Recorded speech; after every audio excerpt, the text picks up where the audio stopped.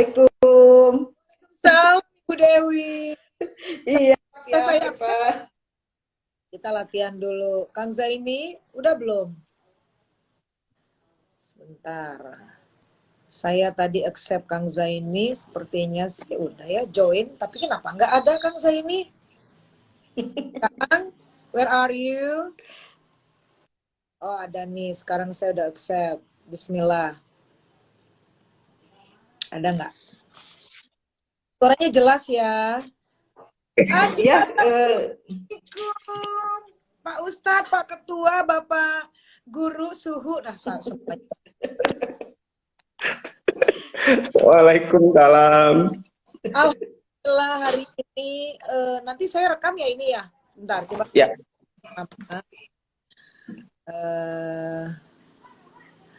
Kang Zaini bisa merekamnya? Oke. Coba Kang Zaini. Abdi gehilap.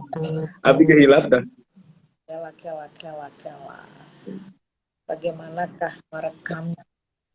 Ya.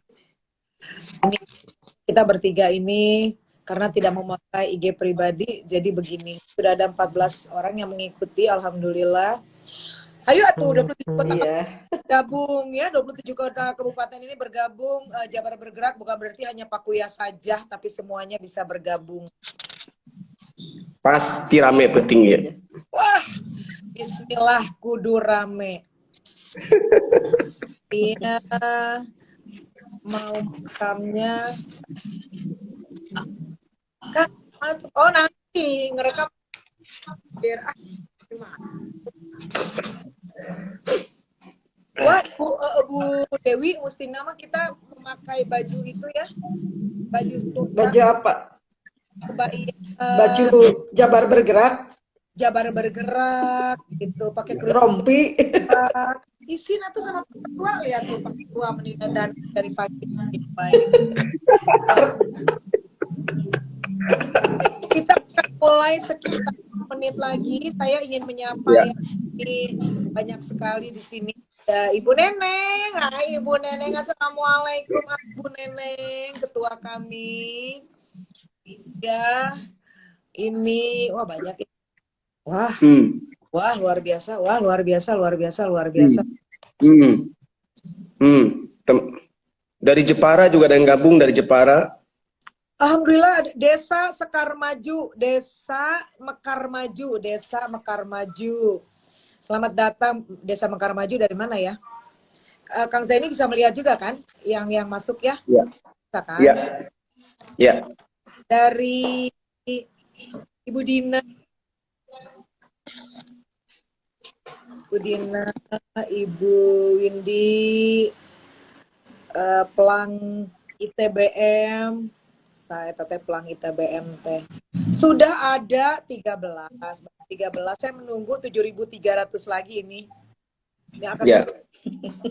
7.800. Ini ada kawan-kawan dari Himpunan Pramowisata ya, sudah pada hadir juga nih sepertinya. Abji ada ini, Abji PPJI harus ada ini. Siapa Bu Dewi, teman-temannya bisa disapa? Iya, ada beberapa. Nah, ini Ketua Himpunan Pramowisata Indonesia BPD BPC ya. DPC Kota Bandung sudah hadir, Pak. Sudah hadir juga, dan anak buahnya nih udah. Pak Ketua. Pak Ustadz Tatan juga udah hadir. Tatan hadir. Pak Ustadz Tatan udah hadir. Pak Ustadz Tatan udah hadir. Alhamdulillah. Terus siapa lagi nih? Imran, Turici. Sudah 16 orang, 16 tapi kayaknya menseri. Pak Gugum apa kabar Pak Gugum? Coba bergabung. Oh, Teh Keti Sailan terus gabung. Nun Teh. Teteh. Ibu Lenti. Jabar bergerak aja kita berapa orang sebenarnya ya udah harus. Jadi setiap Rabu ya ini kita mulai. Aku ya akan mengadakan Rabu online saja kita akan membahas mengenai kuliner. Lalu untuk Rabu depannya lagi kita ada juga pariwisata dengan disingkat apa Kang Zaini? Budaya. Yang Rabu depan Rahayu. Rahayu, singkatan dari Rabu. Hayu. Rabu bahas budaya yuk. Rabu bahas budaya yuk. Rahayu. Iya. Yang malam ini Raos. Rabu online saja. Raos itu membahas kuliner. Namina ge Raos. Ya, Nana, hai Ibu Nana, assalamualaikum Ibu Nana, I miss you Ibu Nana, para Fli ya, Ibu siapa lagi? Parifandi Muhammad, lalu tarian pohon, wah mestinya nanti pas budaya tarian pohon harus join lagi, kita ngebahas budaya, tarian pohon, Fli. Hati Sailan. Oh iya, malam hari ini saya juga ingin mengucapkan turut berduka cita Ilahi Rojiun telah berpulang ke rahmatullah Ibu penari Minang itu Kang Zaini. Salah satu budak dari Sumatera Barat ya. Semoga diterima di sisi Allah Subhanahu wa taala. Ibu Nana, I miss you Ibu Nana. Terima kasih Ibu Nana, Bapak Mamo. Pak Ferry. Ini Pak Ferry ya. Kalau Pak Ferry dari Jabar Bergerak Purwakarta katanya mau gabung. Keslin. Yulianti Yulia, bidang pendidikan menyimak. Jabar Bergerak Kesling menyimak, siap. Ibu Risa. Baik, kita mulai saja ya. Kita mulai ya. Iya, mangga. Dengan mengucapkan bismillahirrahmanirrahim. Assalamualaikum warahmatullahi wabarakatuh. Selamat malam dan salam sejahtera bagi kita semua. Sampurasun. Alhamdulillah. Sampes. Kita bersama dengan sumber yang hebat dan kami dari bidang Pakuya Jabar Bergerak, pariwisata, kuliner, dan kebudayaan. Mulai Rabu ini kami akan berganti-ganti setiap hari Rabu untuk membahas sesuai dengan bidang kami yaitu pariwisata, kuliner, dan juga budaya. Nah Rabu ini saya tentunya akan membahas mengenai kuliner, bagaimana dampaknya selama pandemi ini. Jadi kami beri judul Raos Rabu online saja, dan terima kasih atas kesempatan yang diberikan oleh Ibu pendiri kami, Ibu Atalia Praratia Ridwan Kamil. Terima kasih bersama Ibu pendiri kami terus bergerak sesuai dengan bidang masing-masing, dan kami diberikan kesempatan luas-luasnya untuk bersama-sama membantu 27 kota kabupaten sesuai dengan bidang kita masing-masing. Nah, di bidang kami, Pakuya, malam hari ini saya mengundang narasumber. Ini sebelum saya membacakan CV narasumber, Kang Zaini sepertinya sinyalnya lap-lep. Sebentar. Saya keluar, kenapa ya? Nah, kenapa tuh? Mungkin ini meren. Bentar, Bu. Saya juga jadinya bingung, Kang Zaini, kenapa keluar Kang Zaini? Aduh, Kang Zaini, di manakah Anda, Kang Zaini? Coba wave lagi, Kang Zaini. Nah, ya, Kang Zaini, karena Kang Zaini harus membuka acara ini nanti. Gitu. Tadi Kang Zaini, coba masuk lagi, Kang. Ya. Jadi saya akan mengundang untuk membahas mengenai dampak kuliner di era pandemi ini yang memang sangat berdampak. Narasumber kami pada malam hari ini adalah Dr. Dewi Turgarini. Beliau adalah Kaprodi Pariwisata Manajemen Industri Catering. Dan malam hari ini kita akan membahas mengenai gastronomi ya, karena gastronomi itu memang lebih luas lagi dari kuliner. Bahkan untuk bicara gastronomi sebenarnya hampir sama dengan kuliner, tapi lebih luas pengertiannya, nanti akan dijelaskan lebih lanjut oleh Dr. Dewi. Karena segala sesuatu yang berkaitan dengan seni, praktek, cara penyajian, pemilihan, preparasi, produksi, dan lain-lain sebagainya itu diatur oleh ahli gastronomi. Betul begitu ya, baik makanan dan minuman ya Ibu Dr. Dewi ya. Nanti bisa ditambah Iya, betul. kompetensinya karena memang di situ bidang kalian Ibu Dr. Dewi, wisata warisan budaya, wisata gastronomi. Beliau banyak sekali sudah memberikan pelatihan-pelatihan, menjadi narasumber. Wah, ini Mas sepertinya sudah di luar negeri dan di Indonesia, sudah di seluruh Indonesia ini ya. Beliau juga pernah membuat beberapa jurnal dan tentunya banyak sekali sertifikasi yang sudah didapatkan oleh beliau dan Kementerian Pariwisata Asisten Deputi Pengembangan Wisata Budaya mengenai naskah potensi wisata sejarah dan religi tahun 2015 juga pernah dibuat oleh Ibu Dr. Dewi. Nah, untuk itu ini saya tidak perlu membacakan semuanya ya, bisa di googling saja siapakah pembicara kita gitu. Oleh karena itu sebenarnya harus dibuka dulu oleh Kang Zaini. Tapi Kang Zaini, saya bingung kemana Kang Zaini itu. Bentar. Tidak ada Kang Zaini. Coba akan ngundang lagi Kang Zaini, tapi boleh silahkan kami persilahkan kepada Dr. Dewi untuk menyampaikan apa saja kira-kira dampak secara general Ibu Dr. Dewi dari pandemi selama ini yang lebih kurang kita rasakan selama hampir 2 tahun ya. Kira-kira apa yang disampaikan untuk awal kita membahas mengenai gastronomi ini dan dampak kuliner di era pandemi. Begitu Ibu Dr. Dewi. Iya. Baik, terima kasih Teh Vivi atas kesempatan yang sudah diberikan. Saya juga mengucapkan terima kasih. Ini mitra-mitra dari program studi manajemen industri catering juga sudah hadir ya di sini. Ya. Ada DPC, ya, ada DPC HPI Kota Bandung ya. Para ini ujung tombak dari kuliner ini adalah itu Pak Ketua sudah hadir. Silakan membuka dulu mungkin ya. Kita mulai bread day itu ya. Salam kolaborasi. Silakan. Salam kolaborasi. Ya. Kita mulai aja ya. Teh Vivi, Bu Dewi ya.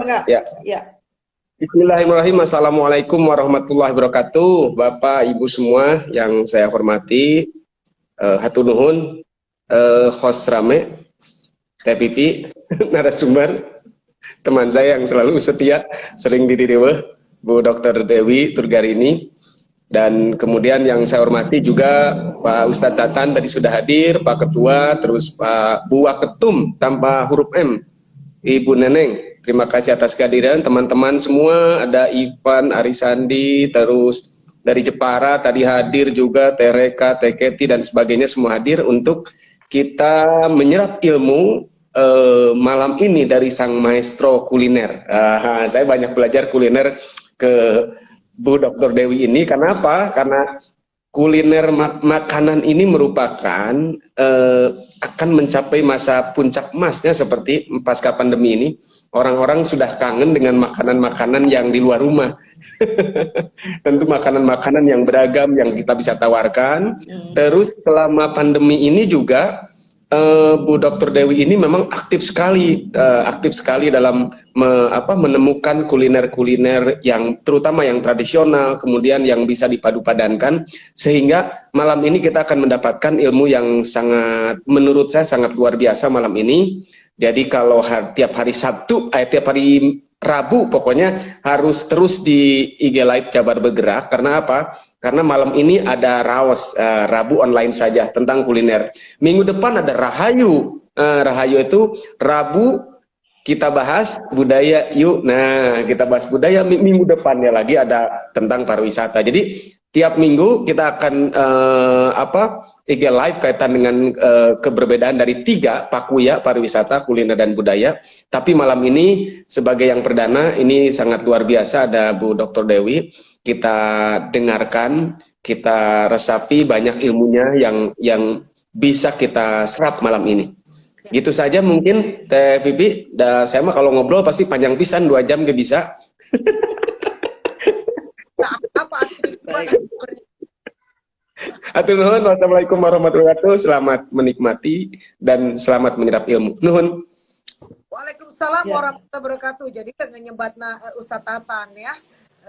Terima kasih Kang saya aku ketua saya ya, ketua bidang Pak Kuya. Terima kasih hatur nuhun pisan. Mangga dimulai Ibu Dr. Dewi. Sebenarnya saya juga ingin menanyakan bagaimanakah eksistensi kuliner Sunda tentunya ya. Kuliner Jawa Barat, makanan Sunda gitu di Jawa Barat ini. Sampai sekarang ini Ya, eksistensi baik. gitu karena memang banyak sekali sekarang resto-resto yang udah jarang juga ya berbau-bau Sunda, sudah sedikit sudah agak tergerus gitu. Silakan Bu Dewi. Iya, baik. Hatur nuhun Teh Vivi. Saya mohon izin share saja gitu ya. Bagi yang baru tahu nih tentang kuliner kaitannya dengan gastronomi. Kalau saya memang lebih ke gastronomi karena apa? Karena di dalam gastronomi itu ada makanannya, ada bahan bakunya, ada sejarahnya, ada tradisi, ada filosofi, cara membuat, cara menyajikan. Di situ kita bisa belajar, di situ juga kita bisa menjadikannya jadi atraksi wisata. Dan jangan lupa tuh harus ada nilai gizinya dan juga harus paham kalau misalnya kita berkuliner itu ya, makan itu juga ada etika sama etiketnya. Mungkin itu kalau mau bicara tentang gastronomi. Jadi lebih luas daripada hanya kuliner yang hidangannya saja nanti dinikmati makan saja. Jadi lebih ada 9 komponen yang memang saya fokus untuk menggali ini selama dari tahun 2012 ya saya melakukan ini gitu. Dan untuk eksistensi kuliner Sunda khusus untuk di Jawa Barat itu penelitian saya khusus untuk di Kota Bandung saja itu ada makanan 303 makanan Sunda.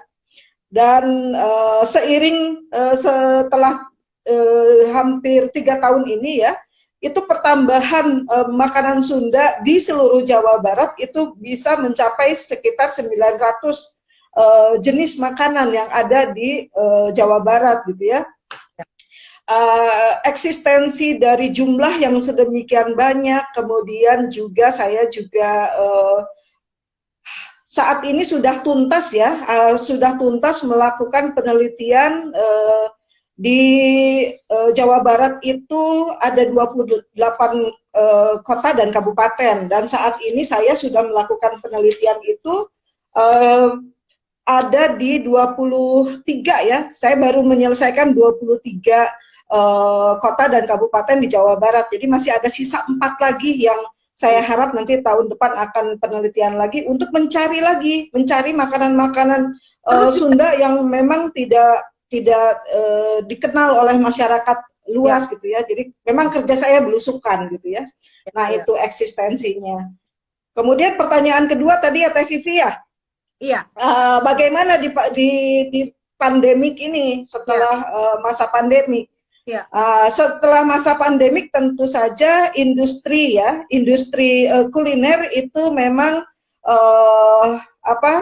untuk yang fine dining atau makan di tempat itu memang terimbas dengan sangat besar ya, sangat besar. Tapi bukan berarti kawan-kawan kita pejuang makanan ini berhenti bergerak karena masalah itu. Kawan-kawan kita maju bergerak. Penelitian saya itu untuk kuliner Sunda itu tumbuh sekitar 194. Itu waktu bulan Maret lalu saya lakukan penelitian, ada 194 pengusaha kuliner kuliner Sunda yang pakai aplikasi online ya. Itu khusus untuk makanan Sunda saja, belum yang lainnya gitu ya. Jadi menurut saya hasil penggalian data kemarin memang ada perubahan, ada perubahan dari kuliner Sunda ini memang di industri berubah menjadi menggunakan aplikasi-aplikasi online. Dan bukan berarti dengan adanya pandemik orang Sunda patah semangat, oh tidak. saya melihat begitu banyak inovasi yang dilakukan ya, dilakukan orang Sunda. Saya baru menemukan inovasi dengan ditemukannya karedok basreng. Ya. Saya baru nemu tuh basreng dibuat karedok. Kemudian ada juga cipak, cireng depak, dempak ya. Jadi si cirengnya menggunakan hampir sama dengan seblak, tapi ini dari cireng gitu. Jadi orang Sunda itu nggak ada matinya kalau soal inovasi kuliner gitu ya. Kemudian juga saya lihat di pertumbuhan di level rumah tangga saja, saya rasa semua sudah sudah mengalami transformasi itu. Begitu banyaknya ibu rumah tangga dan para pelaku usaha kuliner itu membuat produk di skala rumahan pun semua sudah pakai ghost kitchen ya. Jadi mereka sudah menjual dengan secara online. Jadi mungkin kalau melihat secara kasat mata sepertinya mall kemudian rumah makan tutup, tapi di balik itu industri ini tetap berjalan dengan baik dan secara kreatif, dan yang paling penting adalah apa? Langsung menyentuh kepada pelaku usaha. Karena kalau misalnya ya selain langsung menyentuh pelaku usaha dan juga mereka tidak membutuhkan modal besar untuk infrastruktur dan sewa tempat lagi akhirnya sekarang. Jadi itu transformasi perubahan-perubahan yang terjadi kuliner Sunda di Jawa Barat saat ini. Iya. Nah, justru mungkin kalau hanya kuliner yang berkonotasi untuk event, misalnya event wedding ya, atau catering, atau acara, atau mungkin nasi box gitu ya, yang berkaitan kulinernya itu dengan pengiriman untuk sebuah acara, mungkin ya Bu. Tapi kalau tadi Bu Dewi mengatakan bahwa justru sekarang ada ghost kitchen, hidden kitchen, bahkan juga sekarang ini disediakan si ghost kitchen itu oleh para pelaku usaha delivery order itu ya Bu. Jadi di situ ada semua bisa disewa si ghost kitchen itu, karena delivery sekarang yang lagi naik. Kalau delivery naik berarti kenaikannya cukup signifikan, walaupun resto-resto tutup dengan adanya peraturan-peraturan PPKM gitu ya. Ini bisa dibilang bahwa kita menurun atau bisa persentase gitu. Kalau yang resto memang menurunnya cukup tajam berapa persen, lalu yang delivery justru naik berapa persen gitu, Bu Dewi? Mungkin ada persentasenya dari data? Ya, saat ini saya tidak bisa menjawab soal persentase, tapi hasil penelitian saya itu ada kenaikan hampir untuk penjualan online ya. Penjualan online itu yang tadinya tidak banyak itu sudah naiknya hampir sekitar 70% itu untuk penjualan secara online begitu. Iya, bahkan tadi itu yang iya, mengatakan judul-judulnya udah arah-ranai gitu ya, itu teh makanan-makanannya gitu, dan kita tuh pengen nyoba, apalagi sekarang dengan teknik-teknik foto, makanan itu bisa disajikan dengan baik. Nah, itu termasuk gastronomi juga ya, Bu? Iya. Jadi inovasi dan kreasi berbasis kearifan lokal dari orang Sunda gitu sudah muncul gitu ya. Untuk ke depan mungkin ada strateginya ya. Untuk strateginya ke depan memang kita harus melibatkan banyak pihak gitu ya. Kalau untuk saat ini justru merupakan masa-masa evaluasi, masa-masa merancang strategi untuk para stakeholder yang ada di bidang gastronomi. Saat ini saya sedang berkolaborasi dengan Himpunan Pramuwisata DPC Kota Bandung dan juga para komunitas UMKM ya di Kota Bandung dan di Jawa Barat. Itu ada komunitas kuliner jadul, para pelaku usaha kuliner Sunda jadul. Itu salah satu komandannya Ibu Dian ya, Ibu Dian, dan ada Kang Luki. Nah, jadi di situ kita berharap ini pada saat seperti ini merancang kolaborasi, melatih para ujung tombaknya wisata Jawa Barat ini kan ada di Pramu Wisata. Ya. Ada di Pramu Wisata, kita akan melakukan semacam workshop dan pelatihan untuk mereka menguasai wilayah-wilayah di sekitar mereka gitu ya, para UMKM yang ada di mereka untuk menjadi atraksi wisata. Dan ini akan dilaksanakan oleh kami karena terus terang saja, walaupun ini masa pandemik bukan berarti wisata kuliner mati. Saya sampai saat ini saya punya usaha Indogastro Tourism travel.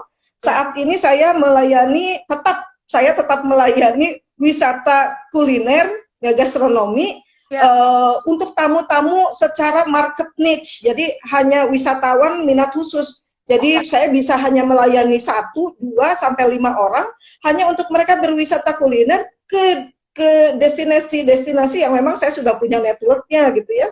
Dan tentu jadi pada saat pandemik bukan berarti mati gitu ya. Kalau saya sendiri sehari itu untuk mengantar tamu biasanya dapat minimal 1,5 juta itu bersih untuk mengantar mereka. Kerjanya kan cuma jalan-jalan dan makan kan. Seperti itu. Jadi ya walaupun pandemi bukan berarti saya menjadi langsing gitu ya, malah menjadi lebih melebar ke samping. Jadi potensi sekarang melebar ke samping gara-gara pandemi ini ya, di rumah delivery ya, makan enak gitu. Aduh gitu. Iya. Ya, jadi dijalankan saja dan ternyata ada demand-nya, masih ada ya, bukan berarti mati. Dan inovasi, berkreasi, menggabungkan satu makanan dengan makanan yang lain, lalu berkreasi dengan nama-namanya. Justru saat inilah masa keemasan menurut saya ya gitu, dipaksa untuk kreatif ya Bu. Iya kan? Gitu. Iya betul. Dan ada fenomena menarik ini. Fenomena menarik adalah tumbuhnya catering khusus untuk para penderita COVID. Jadi jadi di perumahan-perumahan ini yang memang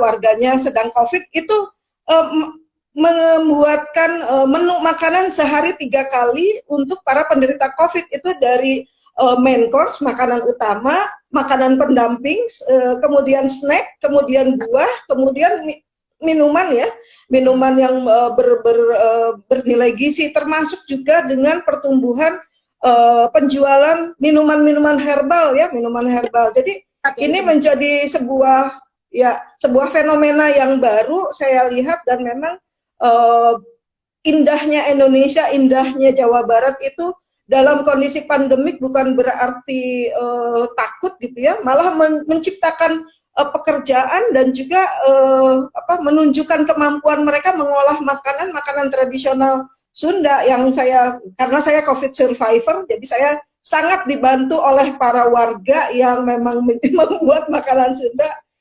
Saya terus terang selama mendapatkan penyakit COVID itu bukannya kelaparan, tapi saya malah makanan berlimpah gitu, karena dari paguyuban itu langsung menyiapkan, saya sudah tidak memikirkan makanan lagi.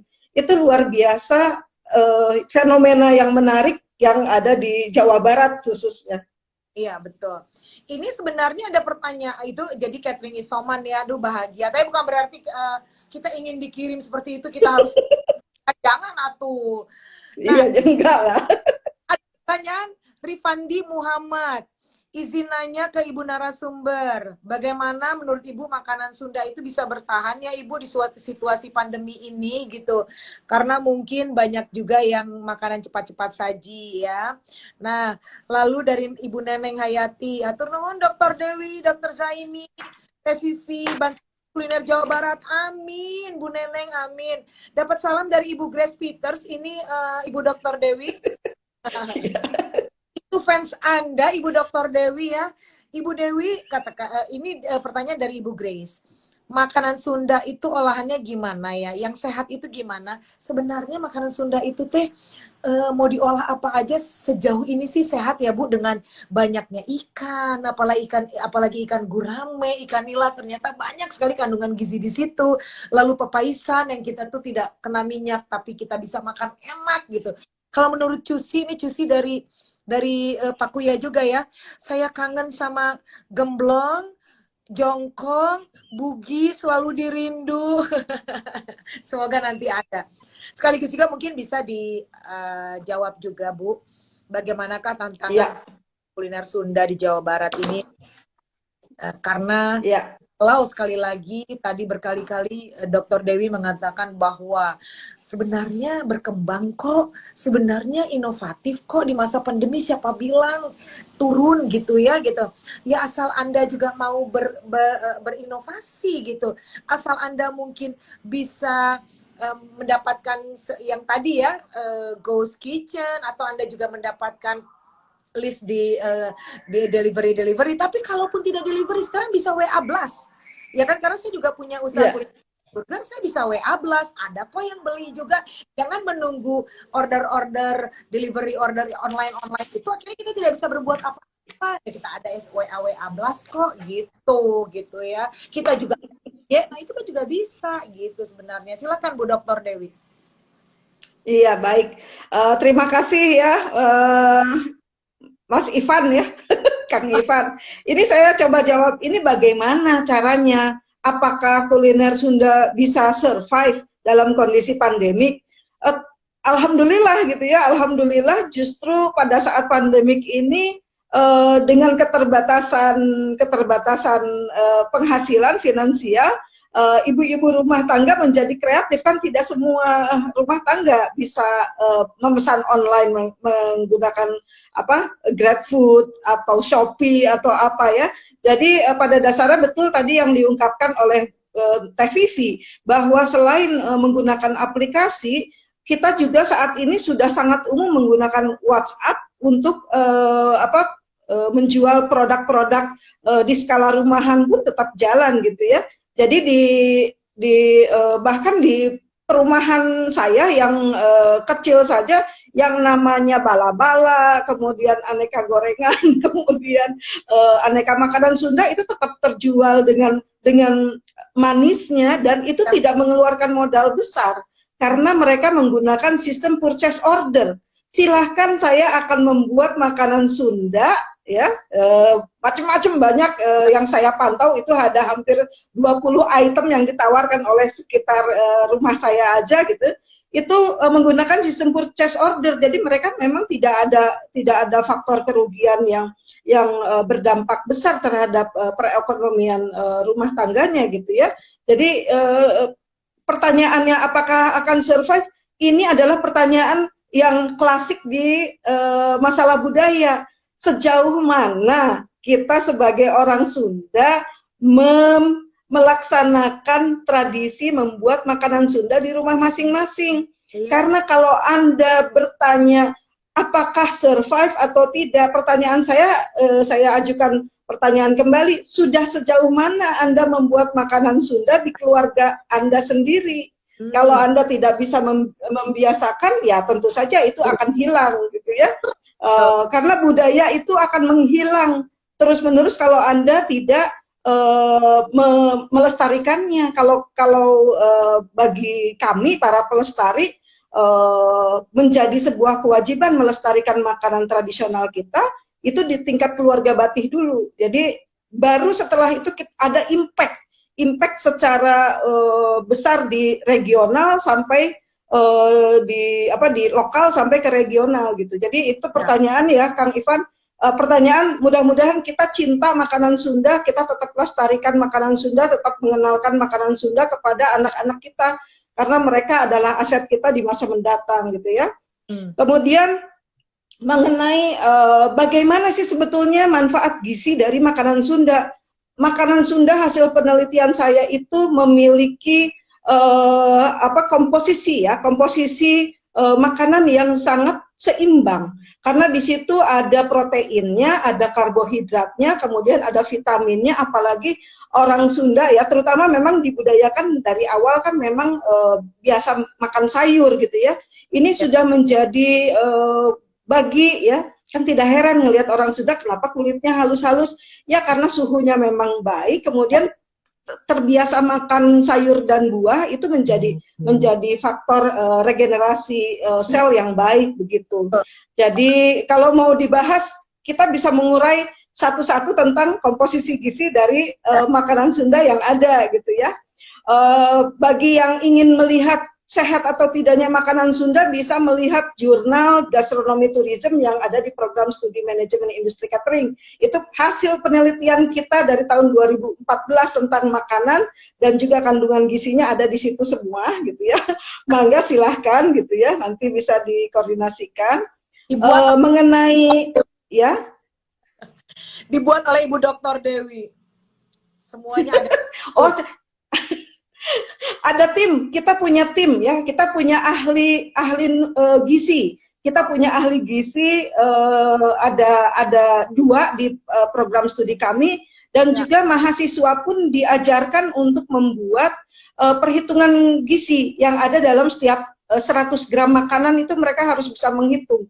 Itu memang keahlian yang memang sudah yang harus dimiliki oleh mahasiswa kami gitu ya. Semoga ini bisa support gitu ya.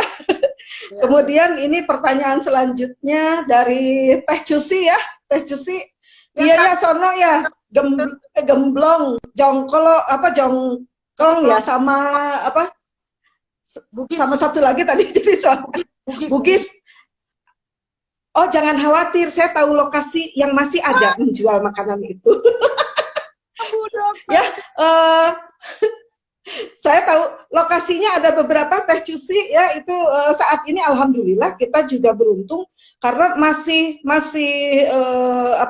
penjualan makanan tradisional itu masih ada gitu ya di beberapa toko kue dan juga untuk di Kota Bandung, kalau di Kota Bandung ada Borma itu masih ada makanan-makanan itu masih bisa ditemukan karena saya baru belanja kemarin gitu. Jadi saya lihat itu yang namanya ada jongkong, ada gemblong dan ada bugis gitu masih tetap ada gitu. Tidak hilang, masih bisa jajan gitu kan.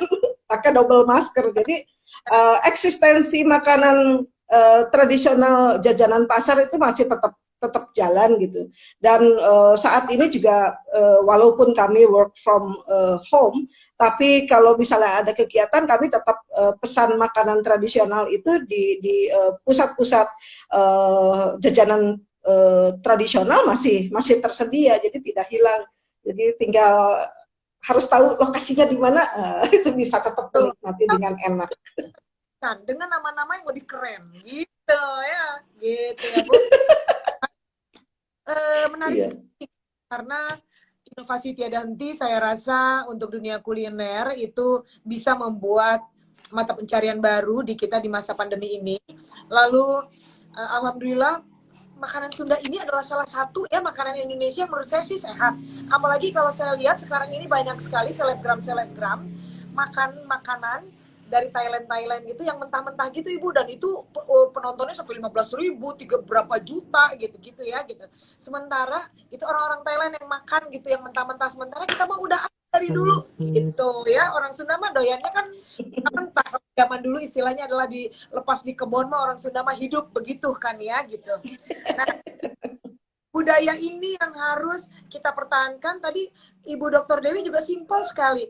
Bagaimana kita mau selalu budaya makanan Sunda ini kita pertahankan. Kalau anak-anak Anda orang tua yang menjadi contoh bagi anak-anak, Anda selalu cepat saji, telepon cepat saji, makanannya ayam dei gitu ya, atau makaroni skutel, atau apa tuh mie yang itu spaghetti bolognese dan lain-lain. Itu saya sering sekali, saya juga mengaca kepada diri saya ya.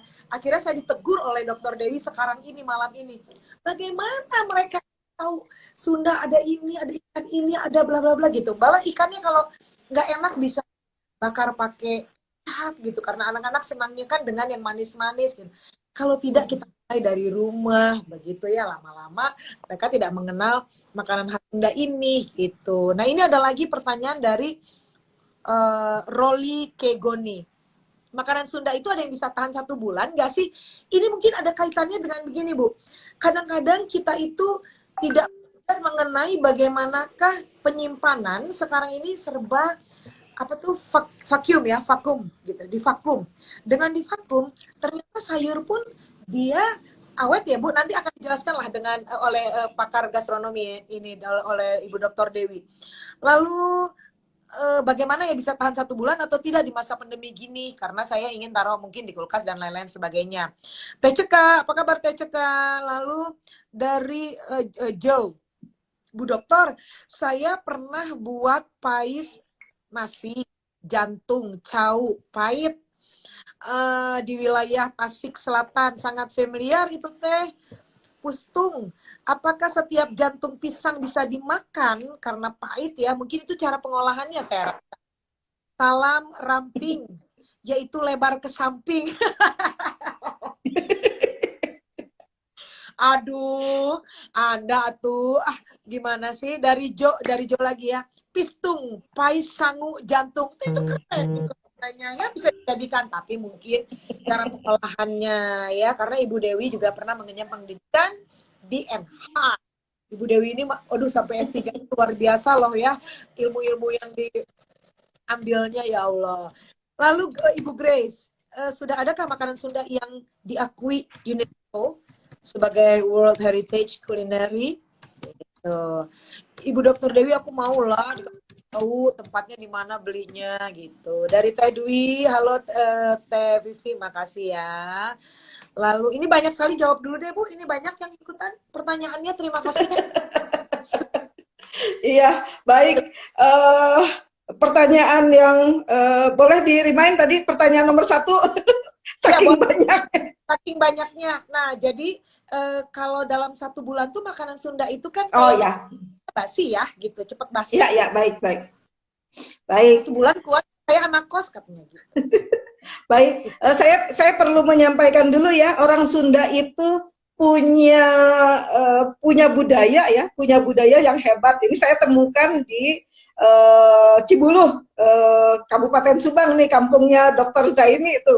Jadi saya baru bertemu dengan ibunya, ibunda gitu, ibu kita semua. Jadi orang Sunda itu punya teknik untuk mengawetkan makanan bisa sampai tahan setahun ya. Itu contohnya adalah oyek. Oyek itu nasi singkong, beras singkong. Jadi oyek itu adalah dari parutan singkong, kemudian diperas, kemudian itu dijemur, dan kemudian kalau mau dimakan direndam dulu semalam dan kemudian dikukus. Itu adalah teknik pengawetan makanan yang sudah berlangsung ratusan tahun ya. Itu bisa berlangsung, kalau di hasil wawancara itu 100 tahun udah eksis gitu. Di sekarang kan ada di Cirende tuh ya. Mereka memang sudah eksis seperti itu. Kemudian banyak sekali teknik-teknik membuat makanan dengan dry ya, dengan cara dikeringkan.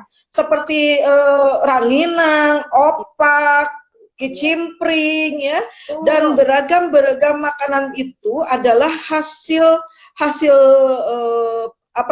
karya budaya dari orang Sunda dalam mengawetkan makanan.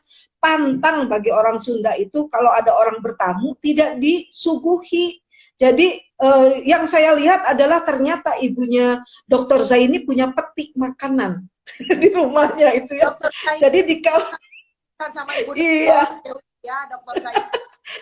Saya sudah mendapat hadiah dari harta karun peti ibunya gitu. Sampai sekarang pun budaya itu masih ada di kampung-kampung adat dan di kampung-kampung yang memang secara sistem transportasinya belum baik. Jadi kemarin saya juga berkeliling ke kampung adat gitu ya, di daerah-daerah di Jawa Barat, ya memang tekniknya seperti itu. Terkait untuk makanan basah ya, tentunya ini memang memerlukan teknik pengolahan yang baik, kemudian juga harus segera dimasukkan ke dalam vakum. Jadi udara itu harus segera dikeluarkan dalam plastik itu, dan kemudian harus dimasukkan ke tempat frozen.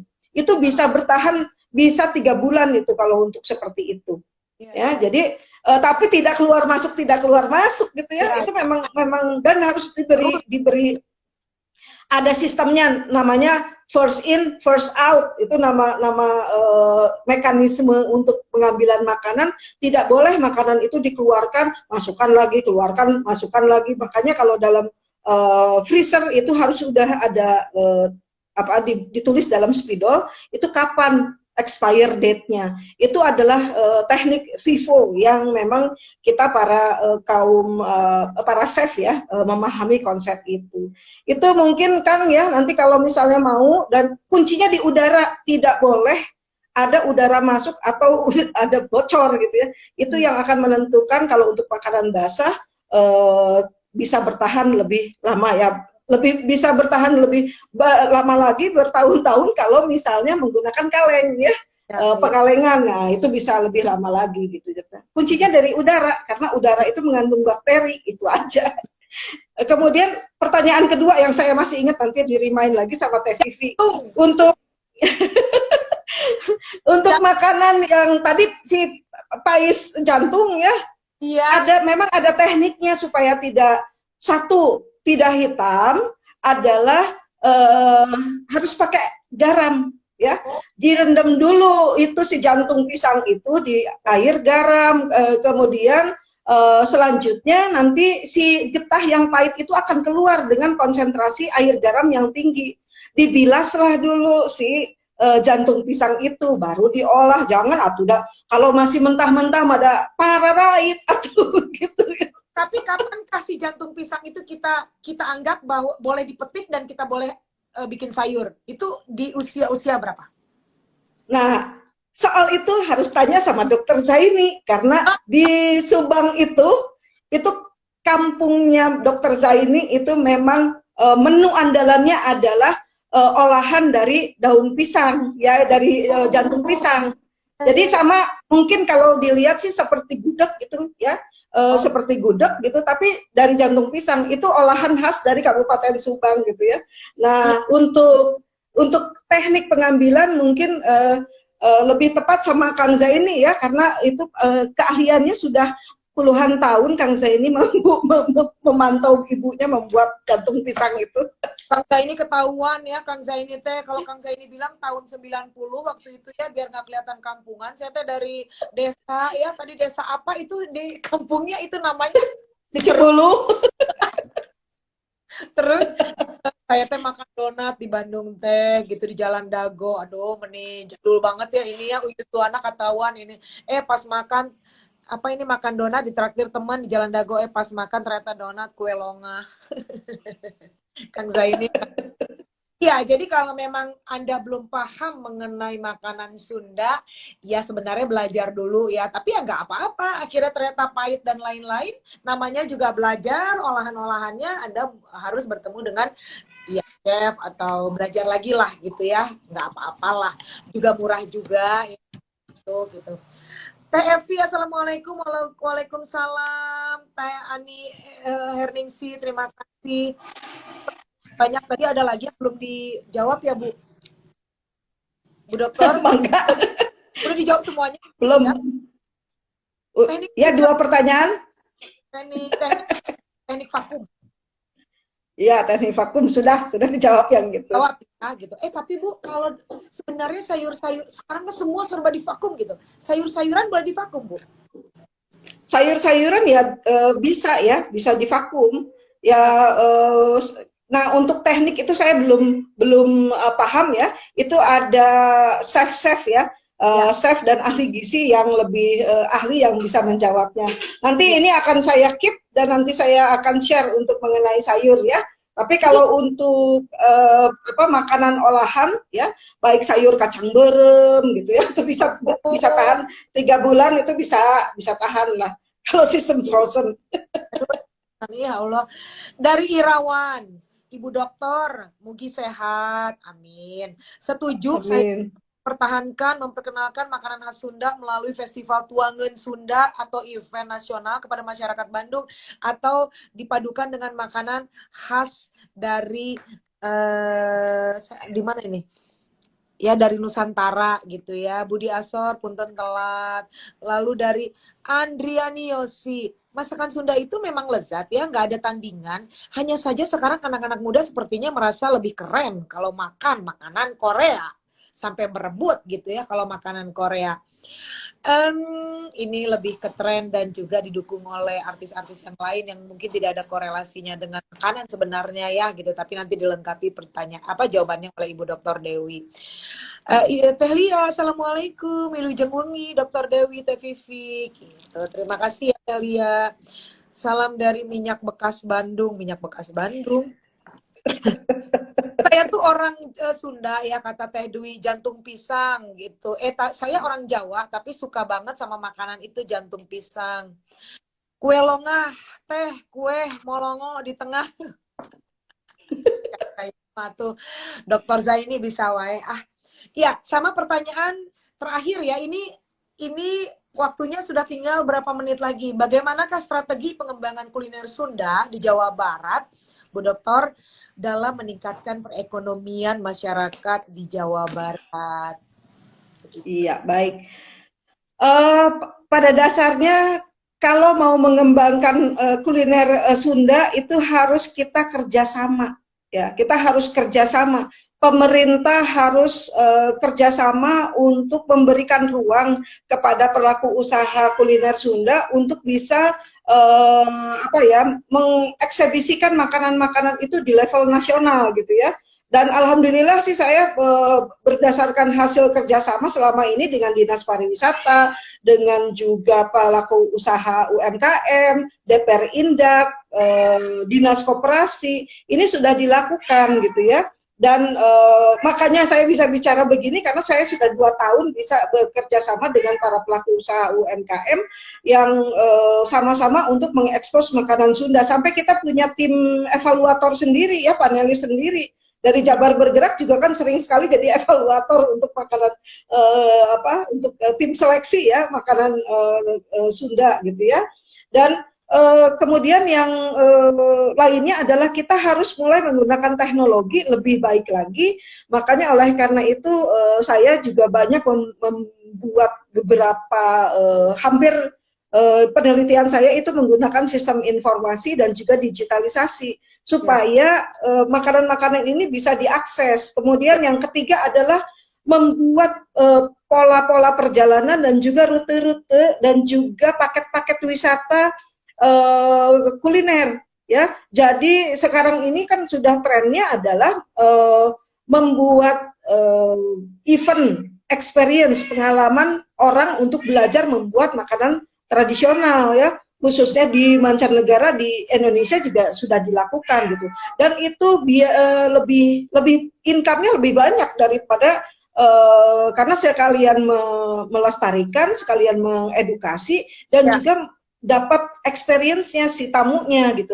Dan long stay-nya lebih lama. Tamu-tamu saya itu biasanya mereka tinggal itu sekitar 3 sampai seminggu itu di rumah saya gitu ya, untuk belajar khusus untuk makanan. Jadi pertanyaan mereka dari mancanegara itu sebelum pandemi, pertanyaannya adalah, Dewi, where are you? Kamu di mana? Jadi saya bilang saya ada di Bandung, terus saya mau ke Jogja gitu. Saya mau tinggal sama Anda seminggu dan untuk mengikuti itu gitu. Jadi ini memang banyak yang harus dilakukan, kita kerjasama gitu ya. Makanya tadi seperti saya bilang, sekarang saya tahun ini akan melakukan kerjasama dengan HPI dan juga para pelaku usaha UMKM untuk para guide ini meningkatkan potensi kuliner yang ada di wilayahnya masing-masing dan langsung punya profil naik ke R&B gitu ya, untuk experience. Jadi udah langsung tamu datang diantar khusus untuk belajar itu. Kawan-kawan saya lagi rame-rame belajar bikin tempe semuanya kok. Waduh, kawan-kawan pada belajar bikin tempe gitu ya, karena saya punya komunitas vegan juga, punya komunitas vegan sedunia, yaitu mereka sangat apresiat. Biasanya setahun sekali 40 orang dari mancanegara datang dari kaum vegan ini untuk berwisata ya. Saya menawarkan mana yang sesuai bagi mereka gitu ya. Nah itu seperti itu gitu. Kerjasama, kita harus kerjasama kalau mau mengembangkan kuliner ya. Benar. Gitu. Kan tadi dalam skala besar ya, tadi Ibu Dr. Dewi mengatakan, tetapi dalam skala kecil yang tadi mempertahankan lewat rumah dulu gitu ya. Ibu, Iya, betul. tadi ada pertanyaan, sorry, satu lagi dari Teh Ima ya, Ima Karisma. Iya. Bu, makanan khas Sunda itu identik sama lalapan, jengkol, pete, dan ikan asin. Nah, saya mau tanya, apakah makanan-makanan itu teh ada kandungan gizinya? Seperti apa sih gizinya? Nu aya mah gendut gitu, karena sama su, sabakul, pakai jengkol, pete, raus bisa. Tapi ada tidak Iya. tubuh gitu? Ya, ya untuk yang makanan Sunda kalau lalap mah jelas ya ada vitamin dan mineral ya. Kalau lalapan ya. Kemudian kita jengkol. Jengkol itu punya kandungan yang bisa anti kanker ya. Jadi kalau makan jengkol ya bisa memerangi kanker sebetulnya gitu ya. Dalam skala tentu aja saja ahli gizi yang bisa menjawab seberapa banyak gitu. Sampai sekarang ada terapi makan pete kan ya. Jus pete gitu ya. Benar. Iya, jadi lalu Ibu Dokter silakan, ini masih ada 2, jangan ada pertanyaan tapi boleh menanggapi, boleh. Silakan Bu. ya yang itu ya pada dasarnya makanan itu semua punya manfaat gizi dan nutrisi.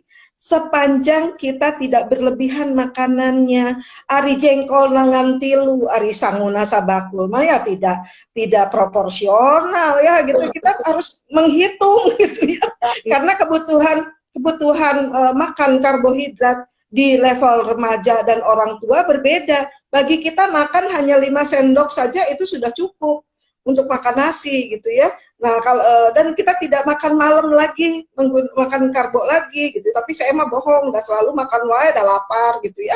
Jadi itu mah kalau yang mematuhi kesehatan gitu ya, ahli gizi saya pasti akan protes sama saya. Tapi ya memang pada dasarnya kalau makan tidak boleh berlebihan gitu. Dari rasa juga tidak berlebihan. Orang Sunda mah semua udah ada pantesnya gitu ya. Tinggal bagaimana kita bisa mengendalikan diri dalam mengatur pola makan kita sehari-hari aja gitu. Jangankan makan atau dalam kita dalam hidup juga kita harus seimbang, harus tahu diri semuanya juga ya. Ya. Ada pertanyaan lain Teh? Ya, ini 2 ya, saya karena waktunya nggak cukup. Jadi ini banyak sekali Bu Dokter, ya Allah, alhamdulillah ya, banyak yang bertanya dan ini ternyata menarik sekali. Tadi maksimal 30 nih yang udah ikutan.